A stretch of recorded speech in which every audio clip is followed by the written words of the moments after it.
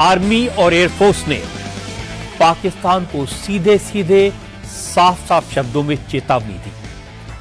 अगर आतंकवाद से तौबा नहीं की, अगर भारत की तरफ आंख उठाने की कोशिश की तो पाकिस्तान का नामो निशान मिट जाएगा, दुनिया के नक्शे से पाकिस्तान गायब हो जाएगा।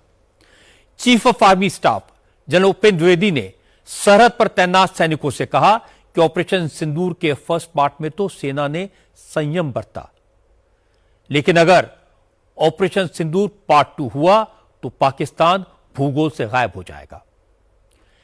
Air chief marshal AP Singh ने भी आज कहा कि ऑपरेशन सिंदूर के दौरान हमारी फौज के हथियारों का सक्सेसफुल टेस्ट हो चुका है।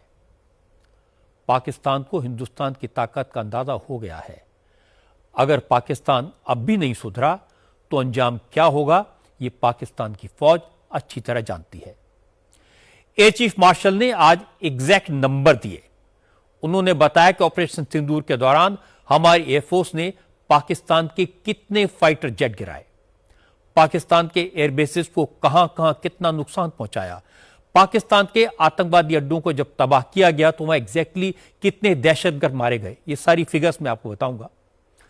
क्योंकि आसिम मुनीर बार बार भारत के फाइटर जेट गिराने के फर्जी दावे करते हैं, तो आज पहली बार air chief marshal AP Singh ने पाकिस्तान के इन दावों को बड़े इंटरेस्टिंग तरीके से खारिज किया। उनके जवाब में आपको सुनवाऊंगा तो आप चौंक जाएंगे।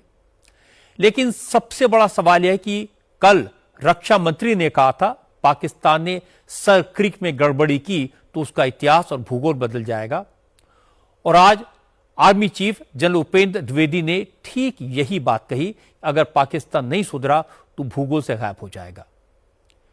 क्या ये दोनों बयान सिर्फ संयोग है या फिर बहुत जल्द पाकिस्तान की शामत आने वाली है? पर्दे के पीछे क्या तैयारी है, इस पर चर्चा करेंगे। लेकिन सबसे पहले आपको जनरल उपेंद्र द्विवेदी का वो बयान सुनवाता हूं जिसकी बहुत चर्चा है। आज जनरल उपेंद्र द्विवेदी राजस्थान के बॉर्डर पर थे।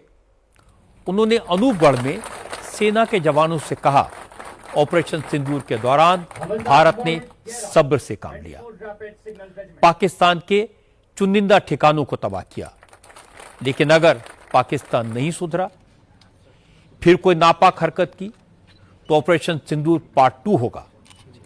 जनरल उपेंद्र द्विवेदी ने कहा, अगली बार भारत की सेनाएं संयम से काम नहीं लेंगी, फुल फोर्स से पाकिस्तान पर ऐसा अटैक करेगी कि पाकिस्तान का नामो निशान मिट जाएगा। इस बार हमने हर टारगेट को डिस्ट्रॉय करने का प्रूफ भी दिखाया दुनिया को। ये तो पाकिस्तान छुपा ले जाता था, पर इस बार हमने दिखाया कि ये देखिए, यहाँ पे हमने ये डिस्ट्रॉय किया, ये डिस्ट्रॉय किया। और सारी जो खबर है, तकरीबन 35 से 40 तो पहले नाम आए थे, लेकिन आपको पता है कि जब वो उनका 14 अगस्त को उन्होंने गलती से एक लिस्ट जाहिर कर दी थी जिसमें 100 से भी ज्यादा नाम थे जो कि वहां पर लोग खत्म हुए। और ये मैं फौजियों की बात कर रहा हूं जो वहां पे खत्म हुए थे। टेररिस्ट जो है वो तो बहुत ही ज्यादा थे, ठीक है, तो टेररिस्ट को तो वो गिनते ही नहीं। तो ये मैं आपको बताना चाहता हूं कि इस बार भारत देश पूरी तैयारी के साथ है और इस बार वो संयम नहीं रखेगा जो सिंदूर 1.0 में हमने संयम रखा। इस बार हम आगे की कार्रवाई करेंगे और कुछ ऐसी कार्रवाई करेंगे कि हो सकता है पाकिस्तान को सोचना पड़े कि उसे इतिहास में, भूगोल में रहना है कि नहीं रहना है।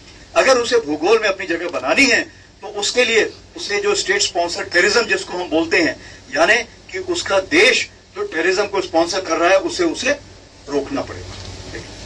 तो आप अपनी पूरी तैयारी करके रखिए और अगर परवरदिगार चाहेंगे, भगवान चाहेंगे, वाहिगुरु चाहेंगे तो बहुत जल्दी ही आपको मौका मिलेगा। उसके लिए ऑल द बेस्ट। जय हिंद।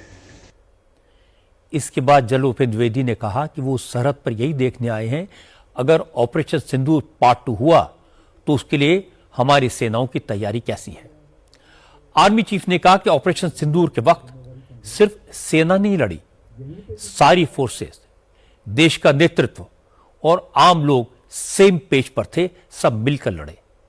उस वक्त हमारी सेनाओं ने दुश्मन के दांत खट्टे किए, लेकिन अब हमारी तैयारी पहले से भी बेहतर है। यहाँ पे जो लड़ाई है वो सिर्फ फौज की लड़ाई नहीं है, यहाँ पे देश की लड़ाई है। और देश का मतलब यह होता है कि यहाँ का हर आम नागरिक से लेके हर यहाँ पे जो हमारे नुमाइंदे मेरे बाएं तरफ हैं, ये सारे उसमें शामिल, बीएसएफ पूरी अच्छी तरह से शामिल, इंटेलिजेंसी शामिल, पुलिस शामिल, जिसको भी आप बोलिए, वो सब शामिल इस लड़ाई में लड़ेंगे। जब ब्लैकआउट हुआ या जो ड्रोन्स के ऊपर कार्रवाई हुई या जो ड्रोन्स कुछ अगर अंदर से कहीं उड़ाया गया तो उसकी जांच करना, जो भी कार्रवाई थी उस सब हमने मिलके काम किया। और मेरा इरादा यही था यहां पे आकर देखूं कि अगर सिंदूर 2.0 होता है तो हमारी मिलके तैयारी कितनी है। और मुझे बड़ा अच्छा लग रहा है देख के, जो ब्रीफिंग मेरे को मिली है, कल शाम को भी जो मैंने बातचीत की, कल शाम को जो ब्रीफिंग मिली, बाकी जगह भी मैंने जो बात की थी, उससे मेरे को एक विश्वास प्राप्त होता है कि क्या हम लोग उस चीज के लिए तैयार हैं। और मुझे पूरा यकीन है कि अगर ऐसा मौका मिलेगा तो हम उसके लिए पूरी तैयारी के साथ इस बार जुटे हुए हैं।